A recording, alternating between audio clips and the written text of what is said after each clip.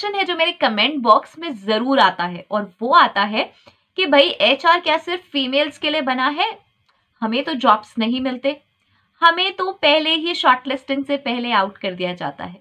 Yes, या फिर job के इंटरव्यूज आते ही नहीं है, कॉल्स आते ही नहीं है, क्या करें? क्या ये प्रोफेशन मेल्स के लिए नहीं है? क्या ये प्रोफेशन सिर्फ फीमेल्स के लिए है?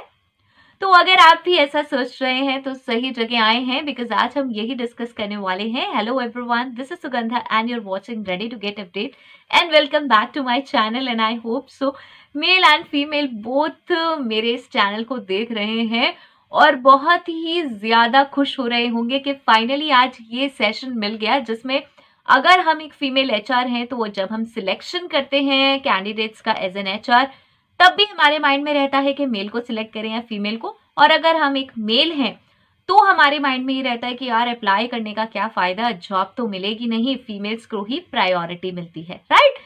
सो अगर ये क्वेश्चंस हैं तो इसका आंसर आज हम देख लेंगे, ढूंढ लेंगे, खुद से साथ में ढूंढेंगे। और मैं सेशन बहुत लॉन्ग नहीं रखना चाहती हूँ, लेकिन कुछ ऐसी चीजें हैं जो मैं डिस्कस जरूर करूंगी और करना चाहती हूँ अपने प्रैक्टिकल एक्सपीरियंस से। और आज थोड़ा सा एचआर के बारे में भी ज्यादा देखेंगे कि एचआर क्या है। वैसे मैंने हर सेशन में ये चीजें डिस्कस की हुई है, लेकिन आज कुछ कंपाइल करके हम लोग डिस्कस करते हैं कि क्या है एचआर और एक्चुअल में मेल और फीमेल से इसका क्या रिलेशन है, राइट? सो चलिए स्टार्ट करते हैं, ज्यादा डिले नहीं करते। लेकिन एक चीज बनती है, अगर चैनल पे पहली बार आए हैं तो सब्सक्राइब कर देंगे और वो जो क्यूट से बेल आइकन है उसको जरूर हिट करेंगे, बिकॉज ऐसे बहुत सारे वीडियोस आप तक आते रहेंगे ऐसे ही, अगर आप देखना चाहते हैं मेरे चैनल को, राइट? तो आज देखते हैं कुछ ऐसे 5 पॉइंट्स जिनके बारे में हम थोड़ा सा बात करेंगे तो हमें कुछ क्लैरिटी होनी शुरू हो जाएगी कि ये मेल के लिए है प्रोफेशन या फीमेल के लिए है। सबसे पहले तो आज क्योंकि हम स्टार्ट से मैं डिस्कस करना चाहती हूँ, तो अगर बहुत सारे फ्रेशर लोग यहाँ पे आए हुए हैं तो पहले ये देख लेते हैं कि एचआर क्या है। बहुत बार बात हो रही है एचआर, बहुत सारे लोगों को पता भी नहीं है, तो वहीं से स्टार्ट कर लेते हैं। तो first is what is HR. Now what is HRM, यहाँ से स्टार्ट करते हैं। नाउ एचआरएम अगर मैं फुल फॉर्म पे जाऊं तो ये है human resource management. Now what is human resource management, इसका मीनिंग यहीं से निकालते हैं। ह्यूमन, हम सब ह्यूमन बीइंग है। रिसोर्स क्यों कहा जा रहा है? क्योंकि हम इसको यूज कर रहे हैं, यूज किया जा रहा है। और मैनेजमेंट, नाउ यूज का कोई गलत मीनिंग ना निकालें। Use is anything which can be utilized properly, right? अगर हमारे पास माइंड है तो हम उसे यूज करते हैं, तो वो कुछ गलत चीज नहीं है। Okay, so this is human being का utilization with proper management, right? इसको मैंने बहुत सिंपल कर दिया है, कोई बुकिश लैंग्वेज में नहीं, जैसे कि आपको समझ में आए। नाउ ह्यूमन रिसोर्स मैनेजमेंट, जो भी ह्यूमन बीइंग से रिलेटेड चीजें हैं उनको कैसे मैनेज करना है। अब किसको मैनेज करना है और कहाँ मैनेज करना है? हम घर से बाहर निकले और सोसाइटी में सबको मैनेज करना स्टार्ट कर दें? नहीं, यहाँ बात हो रही है ऑर्गेनाइजेशन की। जिस ऑर्गेनाइजेशन में, जिस कंपनी में हम काम कर रहे हैं, ये वहां की बात हो रही है। वहां पर इसका जो मैनेजमेंट है, मींस जो भी एम्प्लॉयज काम कर रहे हैं उनसे रिलेटेड जो जो एक्टिविटीज हैं, उन्हें जो हमें एम्प्लॉय करना है, उन्हें जो सैलरी देनी है, उनकी जो लीव्स काउंट होनी है, उनकी अटेंडेंस काउंट होनी है, उनको कुछ रूल्स में बाइंड करना है, बिकॉज ऐसे तो हर कोई अपने हिसाब से काम करेगा, राइट? और जब वो अच्छा काम करें तो उन्हें रिवार्ड्स देने हैं और अप्रेजल्स देने हैं। और उसके बाद अगर वो जॉब लेफ्ट आउट भी करके जाना चाहते हैं तो उनकी जो एग्जिट फॉर्मेलिटीज हैं, उनकी जो ड्यूज हैं, वो सारी एक्टिविटीज जो कंप्राइज होती हैं, सबको अगर हम मिला दें तो that is called as human resource management, right? मतलब एटसेट्रा एटसेट्रा एटसेट्रा, बहुत सारी और एक्टिविटीज इसमें आएंगी जो भी ह्यूमन रिसोर्सेज से रिलेटेड है। एक एम्प्लॉय जब काम करता है, जब हम उसे हायर कर रहे हैं, तो जो भी उसके आसपास की चीजें हैं उन सब का ध्यान रखना, that is called human resource management, right? So ये हो गया what is HRM. Second point आएगा, नाउ हु इज एचआर या फिर who is HR professional. Now ये सारा काम जो करेगा वो है एचआर प्रोफेशनल। सिंपल सी बात हो गई अब तो, ह्यूमन रिसोर्स प्रोफेशनल जो कि ये सारी एक्टिविटीज करेगा, किसी को हायर करेगा, रिक्रूटमेंट करेगा, स्क्रीनिंग करेगा, ये सारा जो काम करेगा, स्क्रीनिंग पे भी आएंगे, ये सारा जो काम करेगा वो है हमारा एक एचआर प्रोफेशनल। अब इसमें बहुत सारी डेजिग्नेशंस हो सकती हैं, जैसे कि हमारा एचआर एग्जीक्यूटिव, हमारा HR journalist, HR operations executive, HR recruiter. Means ये जो काम है, जो हमने सारा काम बताया है, इसको हम डिवाइड कर सकते हैं अलग अलग स्पेशलाइजेशंस के हिसाब से।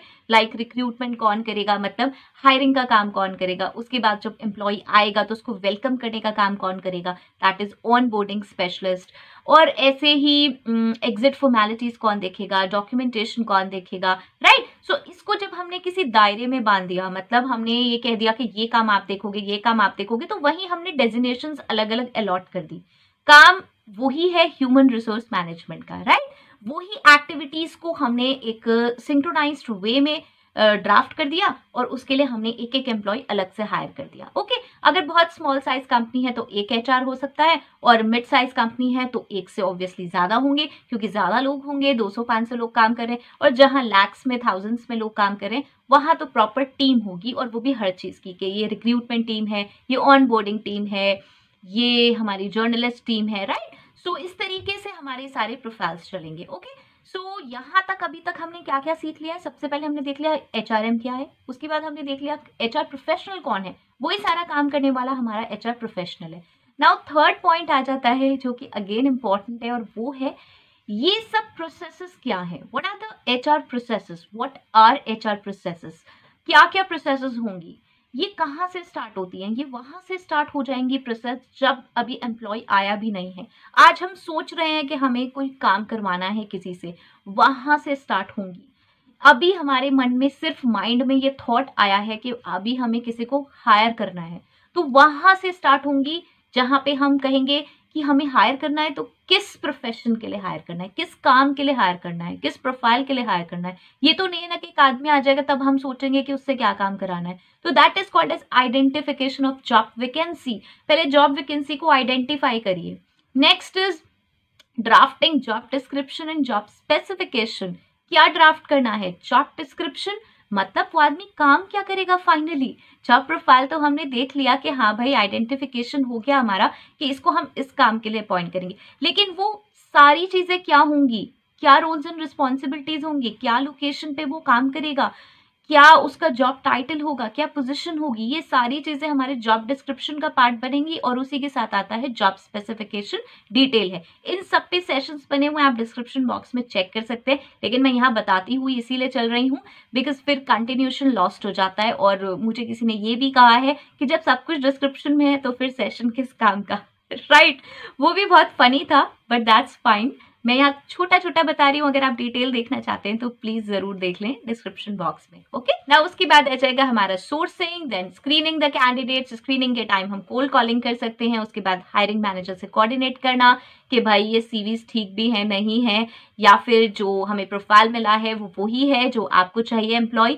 उसके बाद कंडक्टिंग इंटरव्यूज के बाद अगर कैंडिडेट सिलेक्ट होने वाली स्टेज में आ गया है तो उसका बैकग्राउंड वेरिफिकेशन कर लीजिए, then selection, then offer letter issue करना, उसके बाद फाइनली वो ज्वाइन कर रहा है आपको, ऑन बोर्डिंग ओरिएंटेशन कराना, उसकी डॉक्यूमेंटेशन फॉर्मेलिटीज कराना, और बस फिर पॉलिसीज प्रोसीजर्स उसको बताना, और ऐसे ऐसे वो काम कर रहा है। और लास्ट एंड आपकी जो एग्जिट फॉर्मेलिटीज हैं, जब वो आपको लेफ्ट आउट करके जा रहा है, उसके ड्यूज देखना, FNF देखना, राइट।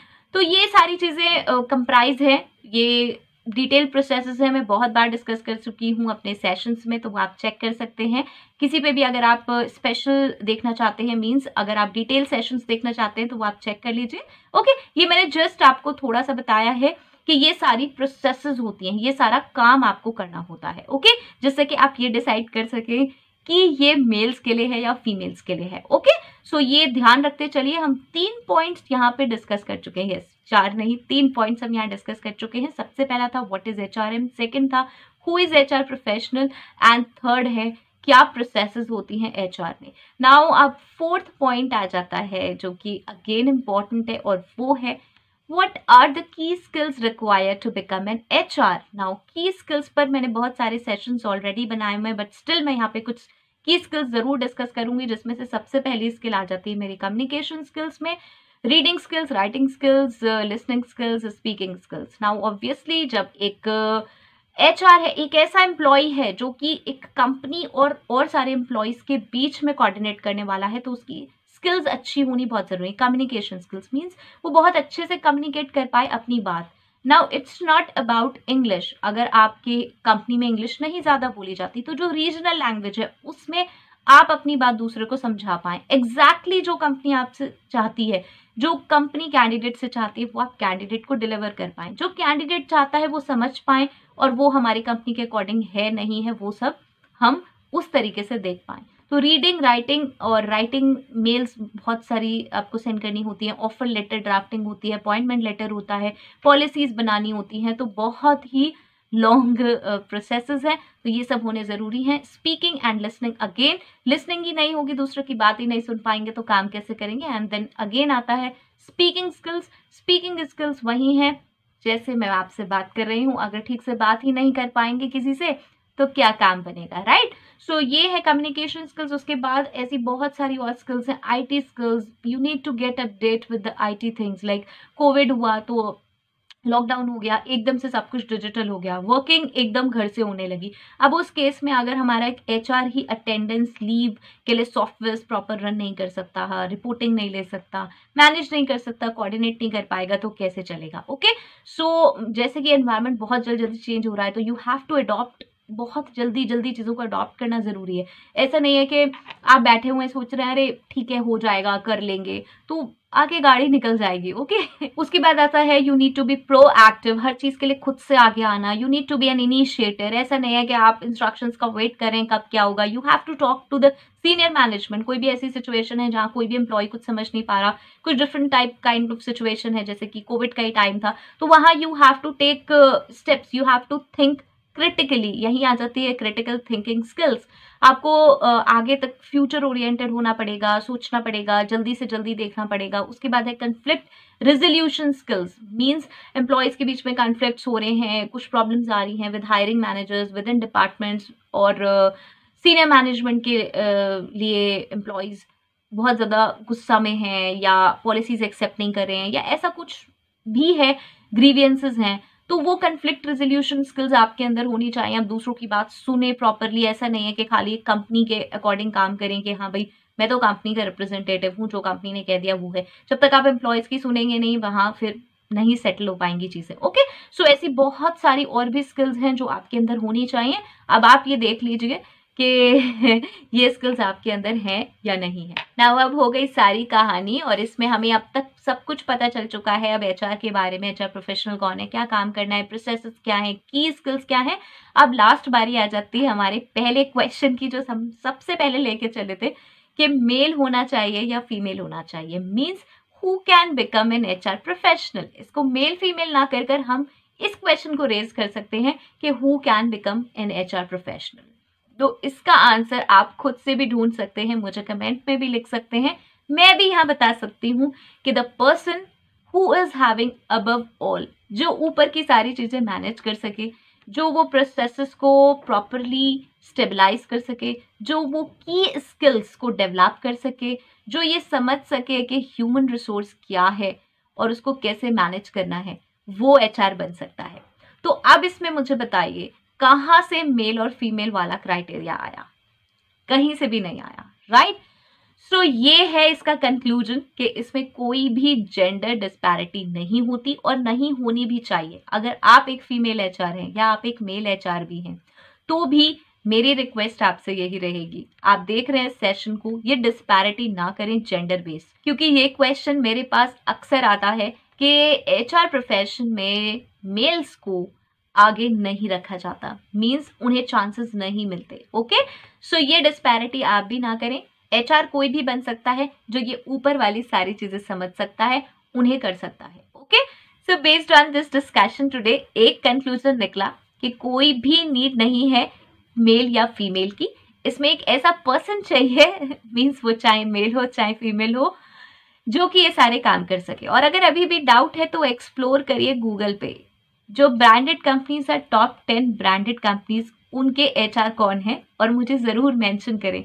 आई होप सो यहाँ मुझे बहुत सारे आज कमेंट्स मिलने वाले हैं कि ये सेशन आपको कैसा लगा और आपको समझ भी आया कि इसमें कोई भी जेंडर डिस्पैरिटी करने की नीड नहीं है और ना ही होती है। कोई कंपनी किसी रीज़न से किसी चीज़ को कर रही है तो आई कैन से, लेकिन इसमें कहीं से कहीं तक कोई जेंडर डिस्पैरिटी होने की नीड नहीं है, बिकॉज ये सारी स्किल्स अगर आपके अंदर हैं तो आप एक एचआर बन सकते हैं। ओके, ये थोड़ा सा मैंने ज्यादा स्ट्रेस कर दिया क्योंकि ये क्वेश्चन मेरे पास बहुत ज्यादा कमेंट्स में आया हुआ है। बहुत बार मुझसे मेल्स पूछते हैं कि क्या नीड है, क्यों देखें हम सेशंस जब नहीं ऐसी अपॉर्चुनिटीज मिलती हैं, इसलिए मैंने ये डिस्कस किया है। Okay, hope so everyone will be happy, क्योंकि ये सबके लिए इक्वली है, ये प्रोफेशन सबके लिए है। ओके, सो नेक्स्ट वीडियो तक के लिए all the very best. Description box please जरूर चेक करके जाएं और कमेंट बॉक्स में बहुत अच्छे अच्छे कमेंट्स का मैं वेट करूंगी। Okay, so till next video, all the very best. Stay happy, stay safe. Bye bye.